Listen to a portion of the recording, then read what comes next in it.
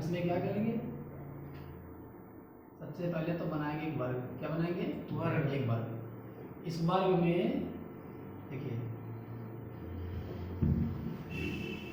4 प्रतिरोध लगाएंगे अलग अलग भुजाओं में, ठीक।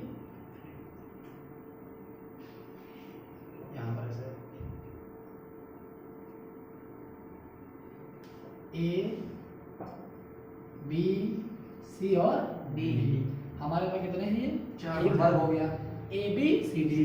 अब प्रत्येक जो भुजा है तो यहाँ पर लगा है प्रतिरोध पी क्यू आर एस, यहाँ पर लगा हुआ है। अब क्या करेंगे कि इसे एक क्या जोड़ देंगे, बैटरी के माध्यम से जोड़ देंगे। पूरे वर्ग को एक बैटरी के माध्यम से यहाँ पर ऐसे हम कनेक्ट कर देंगे, देखिएगा। और ठीक है, यहाँ पर लगा देंगे कुंजी। क्या लगा देंगे? कुंजी। कुंजी K1। कौन सी कुंजी है ये? K1। इसे कहेंगे सेल कुंजी। क्या कहेंगे? सेल कुंजी। अब यहाँ पर एक लगाएंगे धारा मापी। क्या लगाएंगे यहाँ पर?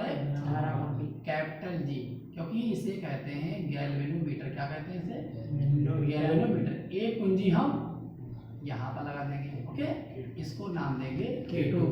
तो एक कुंजी हमारे पास K1 हो गई, एक क्या हो गई? K2। तो जो कुंजी हमारे पास K1 है उसे बोलेंगे सेल कुंजी, और जो कुंजी K2 उसे बोलेंगे धारा मापी की कुंजी। क्या बोलेंगे? धारा मापी। अब मान लीजिए कि हमने क्या किया कि यहाँ से एक धारा को रिलीज किया, ठीक है। तो यहाँ से धारा जब रिलीज करेंगे, मान लीजिए वो हमारे पास धारा आई है। क्या है? आई।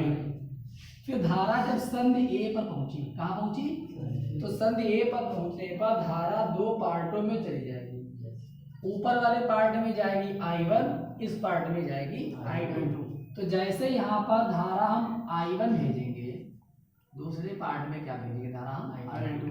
क्योंकि P और Q ये दोनों श्रेणी क्रम में लगे हुए हैं, और श्रेणी क्रम में धारा समान बहती है।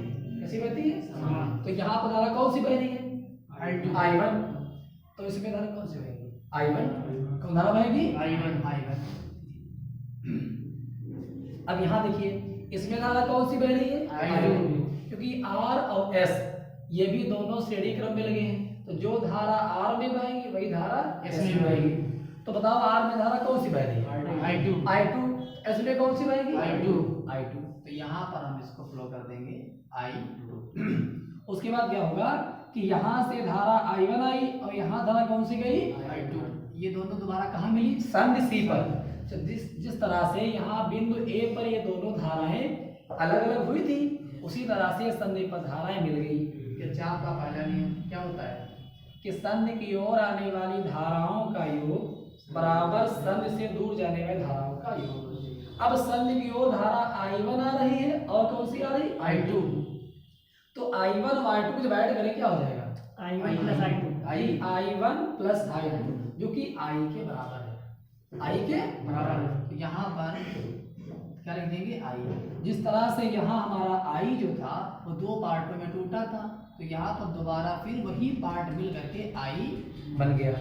ये हमारा एक क्या बन गया? परिपथ। क्या बन गया? परिपथ। अब हम लगाएंगे, तुमको मालूम है किरचॉफ का दूसरा नियम। क्या? किरचॉफ का दूसरा नियम। तो क्या कहलाता है? बंद पास का नियम या वोल्टता का नियम। बंद पास का नियम या वोल्टता का नियम, या उसे कहते हैं KVL, किरचॉफ्स वोल्टेज लॉ। और एक और इसका नाम होता है, वो नाम है ऊर्जा संरक्षण का नियम। क्या नाम है? ऊर्जा संरक्षण। ठीक। तो यहाँ पर बंद पास बन गया ABDA। क्या बन गया? ABDA। और एक बन गया BCDB। क्या बन गया? BCDB। तो अब बताओ, हम अगर यहाँ पर ले लें बंद पास ABDA में किरचॉफ का द्वितीय नियम लगाने पर तो किरचॉफ का द्वितीय नियम लगाएंगे, वो क्या होता है? Sigma IR is equal to sigma E, यानी कि धारा और उसके संगत प्रतिरोध का जो गुणा होता है उसका बीजगणितीय योग जो होगा वो क्या होगा? विद्युत वाहक बलों के बीजगणितीय योग के बराबर होगा।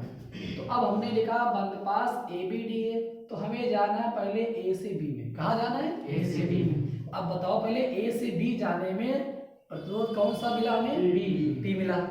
और धारा कौन सी गई? I1। तो बन गया I1P। क्या बन गया? I1P। यहाँ पर लिखेंगे I1P।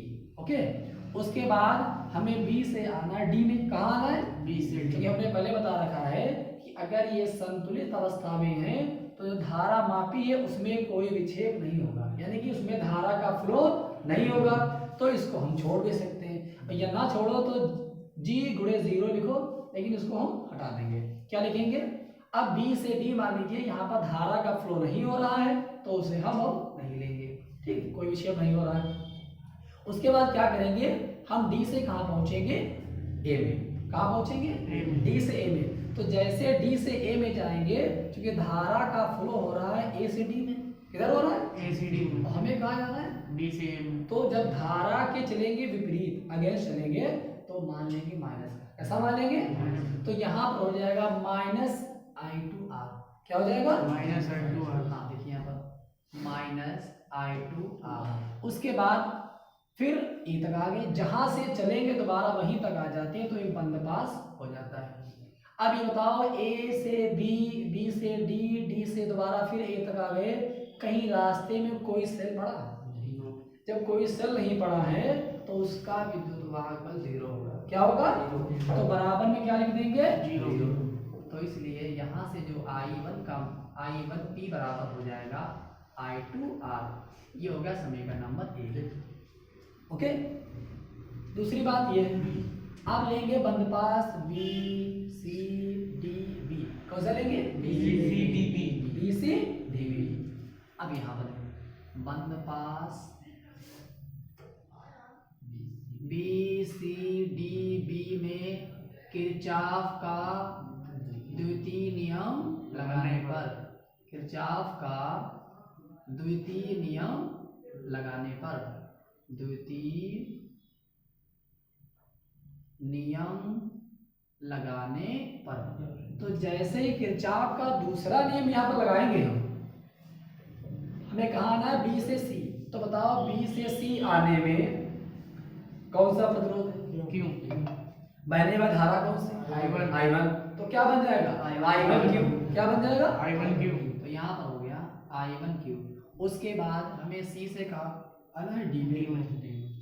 तो हम आ रहे हैं C से D में, और धारा का जो फ्लो हो रहा है वो D से C की हो रहा है, मतलब धारा के चलने विपरीत। और अभी बताया था धारा के विपरीत चलने पर मान लेंगे माइनस का। कैसा मान लेंगे? तो यहाँ पर क्या हो जाएगा? Minus I2S। क्या हो गया? I2S। उसके बाद D से B जाएंगे, तो बताया गया कि इसमें अगर संतुलित अवस्था में है तो इसमें धारा मापी में कोई विक्षेप नहीं होता है। तो कोई विक्षेप नहीं होगा तो हमें यहाँ से कोई मतलब नहीं है। उसके बाद D से B तक हम पहुँच गए। फिर अब ये बताओ, बराबर में होता है विद्युत वाहक बल। क्या होता है? विद्युत वाहक बल। तो B से C, C से D और D से B दोबारा पहुंच गए। कहीं रास्ते में कोई सेल मिला है? नहीं। कोई सेल नहीं मिला, तो विद्युत वाहक बल क्या हो गया? 0। क्या हो गया इसका? 0। अब इसलिए यहाँ से I1Q बराबर हमारे पास आ जाएगा I2S, समीकरण नंबर 2। ओके, अब यहाँ पर क्या करें कि समीकरण 1 को समीकरण 2 से भाग करने पर, क्या करने पर? तो जैसे ही हम यहाँ से भाग कर देंगे, तो भाग का सिस्टम ये होता है कि जब भाग करते हैं, इसलिए यह समीकरण 1 को भाग में करना है, तो 1 वाला मान ऊपर रहेगा, और किससे भाग कर रहे हैं? 2 से। 2 वाला मान नीचे रहेगा। दूसरा कि लेफ्ट का भाग लेफ्ट में होता है और राइट का भाग राइट में। तो बताओ समीकरण 1 में लेफ्ट में क्या लिखा है? I1P। क्या लिखा है? I1P। I1P लेफ्ट में लिखा है, और समीकरण 2 के लेफ्ट में क्या लिखा है? I1Q। तो अपान में क्या आ जाएगा? I1Q। ओके, बराबर लगा देंगे। समीकरण 1 के राइट में क्या लिखा है? I2R। क्या लिखा है? I2R। तो यहाँ पर लिख देंगे I2R, और अपान में क्या लिखेंगे? I2S। I2S। ओके, याद रखिए I2 से I2 कट गया, I1 से I1 कट गया, तो बचा क्या ना? P/Q बराबर R/S। देखिए हमारे पास जो व्हीटस्टोन का सिद्धांत है उसमें यही तो ना कि P/Q बराबर R/S, कि किसी भी चतुर्भुज के संलग्न भुजाओं में जो लगे प्रतिरोध होते हैं उनका जो अनुपात होता है वो क्या होता है, बराबर है। यही हमारा क्या है, व्हीटस्टोन है। इसे हम आसानी से कोई भी बंद पास दिया होगा निकाल लेंगे, ठीक है। ओके।